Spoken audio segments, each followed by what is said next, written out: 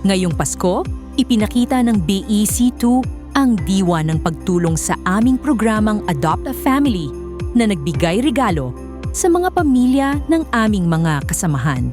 Pero ngayong taon, ang handaan ay tungkol sa pagsasama at pagpapakita ng husay. Ginawa naming isang malaking party ang salu-salo. Lahat ay naglaro ng iba't ibang nakakatuwang laro. Nagbigay ito ng mahalagang oras para magkasama-sama ang mga kasamahan at ang kanilang mga anak. Nagtawanan ng lahat.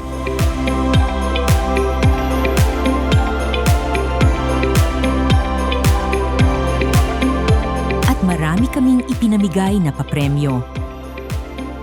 Ang nagpaiba sa party ay ang mga talento. Sa unang pagkakataon, 3 miyembro ng pamilya ng mga kasamahan ang umaawit para aliwin ang lahat.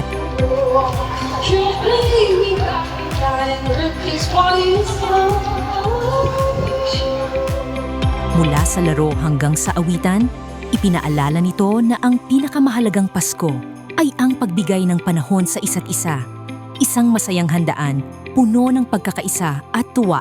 Salamat, BEC2!